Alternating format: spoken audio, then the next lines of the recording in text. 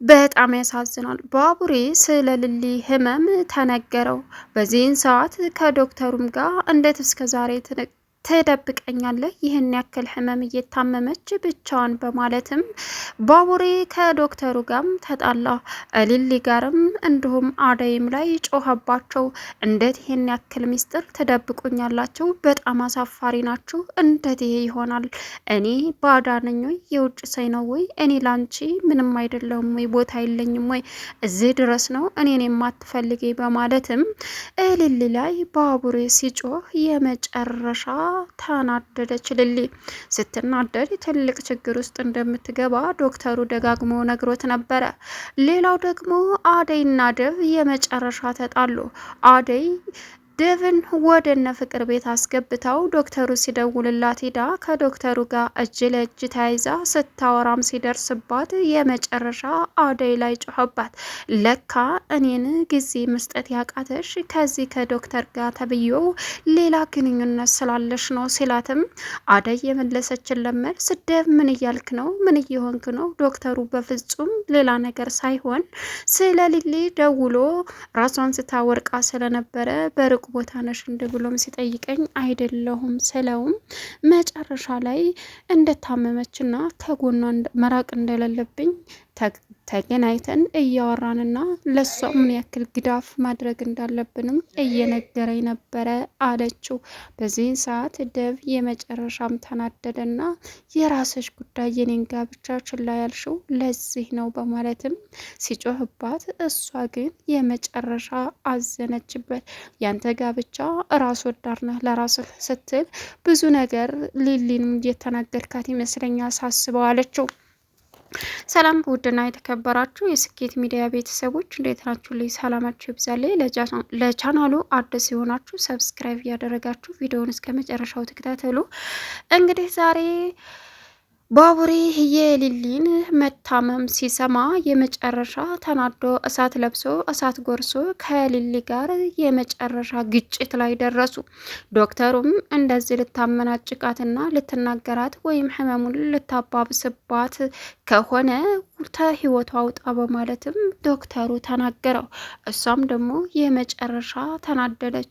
እንደማትረዳኝ መጀመሪያውንም አቅ ነበረ፣ አንተ ግን አሁን ለራስ ጥቅም ነው በማለትም በጣም በሚያሳዝን ሁኔታ ተናገረችው።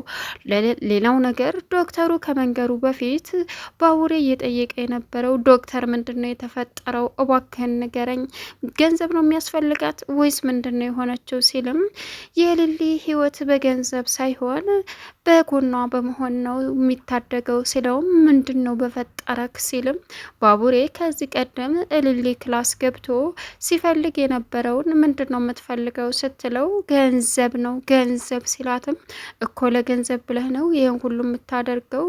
ገንዘብ ነው የምትፈልገው ሰርተሃጊ ስትለው ገንዘብ ካለ ሁሉም ነገር አለ ሲላትም እኔ የሚያስፈልገኝ ገንዘብ ሳይሆን ሰው፣ እውነተኛ ሰው ብላው ነበር። ያንን አስታውሶ ባቡሬ ልቡ ድምት ብሎ በማልቀስ ታጀበ። ዶክተሩም እባክህ ተረጋጋ፣ እንድታለቅስ ሳይሆን ተረጋግተህ እሷን እንድታረጋጋት ነው ሲለውም እሺ ህመሙን ንገረኝ፣ ምንድን ነው የተፈጠረው? ሲለውም ሊሊ እንግዲህ ከፍተኛ የካንሰር ህመምተኛ ላይ እንዲሁም ደግሞ የካንሰሩ አቅም ከፍተኛ ደረጃ ላይ እንደደረሰ ነው የምነግርህ። እሷም ይሄን አትንገረው ስላለች ነበረ ደብቄ የከረምኩት። ምክንያቱም በዙሪያ ያሉ ሰዎች እንዲጨነቁና እንዲጎዱ ስላልፈለገች የመጨረሻ አስጠንቅቃይ ነበረ ሲለውም በጣም እየየ ብሎም አለቀሰ። ለባቡሬ ከመናገሩ በፊት እንግዲህ ዶክተሩ ደብና አደይ ወደነ ፍቅር ቤት ሂደው ደረጃ ላይ ባሉበት ሰዓት ደረጃ ላይ አሹ ዳግምን ሲደበድብ አጊቶ ደብ እንደምንም ብሎ ገለገለና የፍቅር እናትም ኡኡ እያለች እየጮኸች ደብ ድረስልኝ በማለትም ደብ ሁለቱን ገላግሎ ከለያየ በኋላ ምንድነው የተፈጠረው? ምን ፈልገ ነው እንደዚህ የምታደርገው? ሲልም ይሄ ባለዬ ጭራሽ ዳይመንድን እንዳይሆን አድርጎ ቀጥቅጦ መጥቶ እዚህ ቤት መጣ። እዚህ ቤት ከፍቅር ጋር ግንኙነት አለው፣ የፈለገውን ያደርጋል። ጭራሽ ደግሞ እቤት ድረስ ይዛ መታ ደሜ አይን ደምን ሲያይ ስለማይወድ አናደደኝና ደበደብኩት አለ። ቢሞትብስ እንዴት እንደዚህ ታደርጋለህ ሲለውም ፍርጥ ይበል እኔን እንዴት አባቱ ይዳፈረኛል አለ። በዚህን ሰዓት አንተ ደግሞ ከዚህ ሂድ አለው ዴቭ። ዝም በል አስመሳይ አለ ዳግም። አሹ እንግዲህ ይህንን አረመኔ ይህንን መንደራውል ዱርዬ ቆይማ ባለየ ከተወለደ ያልተቀጣ እኔ ልቅጣው በማለትም ጮኸበት። አሹን እንደምንም አረጋግተው አደይና ዴቭ እንግዲህ ዴቭ ናቶሎ ፍቅርን ታናግርልኛለህ አለችው የፍቅር እናት። እሺ በማለትም አደይ ስልክ ላይ የሆነ ስልክ ጠራ። በዚህን ሰዓት ማን የደወለው ሲላትም ሊሊ ናት አለችው። ስልክ አውርቼ ልምጣ ስትለውም ሂዳን ተግባ እደርስባለሁ አለችው። ዴቭም ቀጥታ ወደነ ፍቅር ቤት ሲገባ እንግዲህ አደይ ዶክተሩ ጋር እንድትሄድም ተገደደች። ዶክተሩ ደውሎ ሊሊ ራሷን ስታ ወድቃ ነበረ፣ ስለ ሊሊ የምናወራው ነገር አለ ሩቅ ነሽ እንደ ሲላትም አረ ቅርብ ነው የመጣው በማለትም እየሮጠች ዶክተሩ ጋር ሄደች። በዚህን ሰዓት በሚያሳዝን ሁኔታ ዴቭ ትመጣለች ብሎ እየጠበቃትም ነበረ። የፍቅር እናት እባክን ፍቅርን አንድ በልል የምሰማ ከሆነ ስትለውም መቼ ትሰማኛለች ታለም ምንም አሰማኝም ፍቅር መቼም የማትቀየር ሴት ናት ሲላትም እዋክን ልጅንማ እንደዛ ትበላት ምናልባት የምትቀየርበት ቀን አለ። ባርኮቴ እንኳ እንደሷ አላስቸገረኝ ከየት እንደመጣች ከቀን ቀን ፍቅር ጸባዋ አስቸጋሪ ሆነ። ባርኮቴ በጣም ገራምና መልካም ልጅ ነው አለች።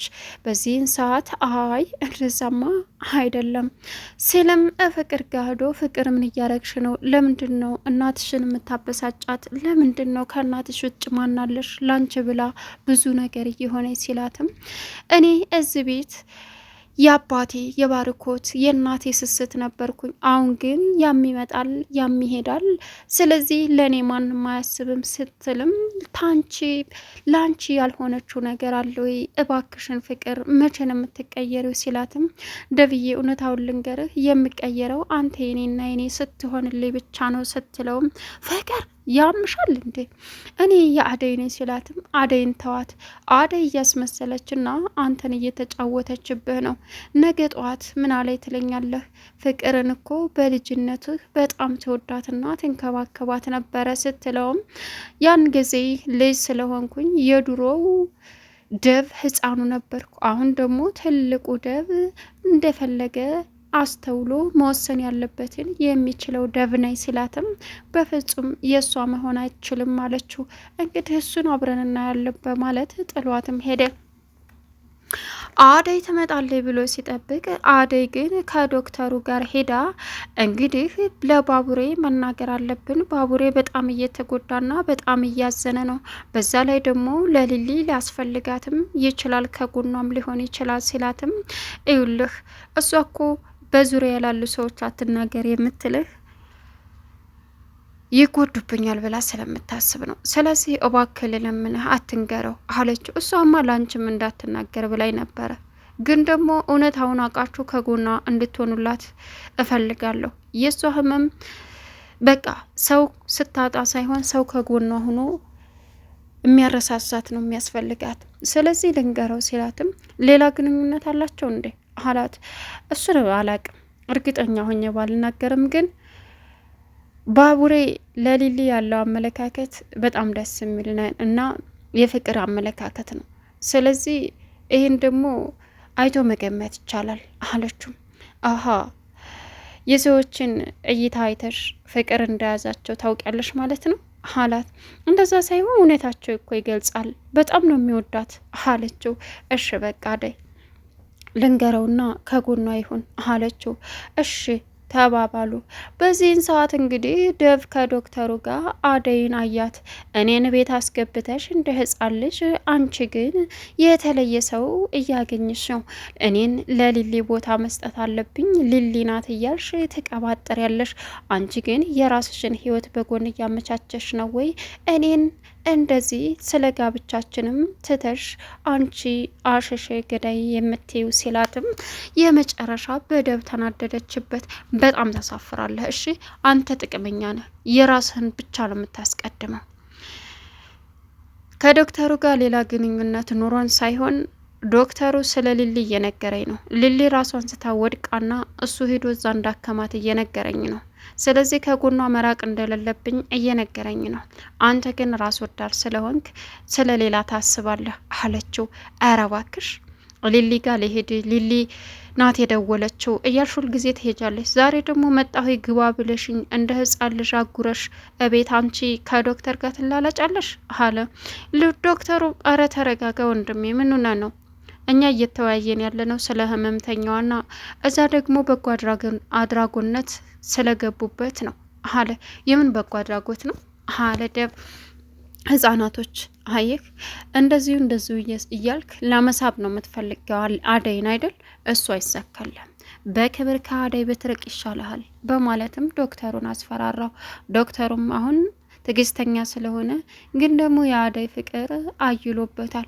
ባቡሬ ዶክተሩ እቤት መጥቶ ሊሊን በሚያክምበት ሰዓት ሊሊ ራሷን ስታ በወደቀችበትም ሰዓት ራሷን ተመሬት ለማንሳት ስላልቻለች እንግዲህ ማዘሯ መታ እየሮጠች ስትገባ ሊሊ ዘወርቃለች ድረሱልኝ እያለች እሪ ብትልም ግን የሚደርስላት ስለሌለ መጨረሻ ላይ ለዶክተሩ ስትደውልም ዶክተሩ እየበረረ መጥቶ ሊሊን ታከመ በኋላ እንግዲህ ፈሳሽ ነገር ስሩላት፣ ፈሳሽ ነገርም አጠጧት፣ ምግብም ስጧት፣ በቃ ተንከባከቧት አላት።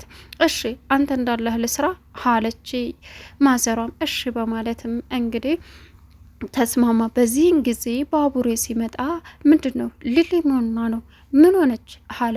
ምንም አለ ነው ደህና ናት ሲልም ዶክተሩን ምንድነው ደህና ናት ትላለህ? ሊሊ እኮ ታማለች፣ እየታመመች ነው። ለምን እውነታውን አልነግረኝም እንዴ? ምንም አይደለችም ወይ አታቅ ከሆነ ለወሬ ከሆነ ሙያው ላይ እየተቀመጥከው ንገረኝ ሲልም ሊሊ እንዴ ባቡሬ አለችው። አዎ ምንድን ነው እውነታውን ንገረኝ፣ የሆነችውን ነገር ንገረኝ፣ ካልነገርከኝ ግን የመጨረሻ እንጣላለን በማለትም ዶክተሩን አመነጫጨቀው። ሊሊ የመጨረሻ ተጨናነቀች። አረ ተረጋጋ፣ እሷን ማታስጨንቃት ሲለውም እሽ እረጋጋለሁ በማለት ጥሎ ወጣ። ዶክተሩን ውጭ ላይ ሲያናግረውም እባክህ ባቡሬ ተረጋጋ በማለትም ዶክተሩ ምክሩን ለገሰው። ታልነገርከኝ ሲልም ቢሮ ወይም ደግሞ ሐኪም ቤት መጥተህ እናወራለን ብሎት ሄደ። ከዚህን ሰዓት ለአደይ ነገራትም። መናገር አለብን ባቡሬ በጣም እየተጎዳ ነው ሲላትም እሺ አለች። ባቡሬ ዶክተሩ ጋር ሄዶ የሰማውን ነገር ማመን አቃተው። ሊሊ ምንድን ነው የሚያስፈልጋት ዶክተር? ገንዘብ ነው የሚያስፈልጋት? ምንድን ነው ንገረኝ ሲለውም የሊሊ ህመም በገንዘብ የሚድን አይደለም እና በምንድን ነው? ይኸውልህ ዶክተር ንገረኝ፣ በእርግጥ ገንዘብ አስፈላጊ ነው ሲልም ከዚህ ቀደም እልሊ ክላስ ገብቶ ገንዘብ ነው የምፈልገው ብሏት ነበረ። እሷም ገንዘብ ሳይሆን ሰው ነው የሚያስፈልገኝ ያለችውን ባቡሬ አስታወሰ። አሁን ላይ እንባው ቅንዝፍ አለ። ባቡሬ ለምን ታለቅሳለህ? ተረጋጋ ሲለውም በሀሳብ ተውጧል። ባቡሬ ሲለው ዶክተር ይኸውልህ አሁን ሁሉንም ነገር ትተህ ለዚህ ነበር እንዳትናገር በዙሪያ ያላሉ ሰዎች ብላ ያስጠነቀቀችኝ። አንተ ከሷ ተሽለህ መገኘት ይኖርብሃል እንጂ አንተ ማዘን ማልቀስ አይደለም። አሁን ሊሊ ከፍተኛ ደረጃ የደረሰችበት የካንሰር ህመምተኛ ሆናለች ሲለውም የመጨረሻ ደነገጠ ባቡሬ። ምን? አዎ እውነታው ይሄ ነው።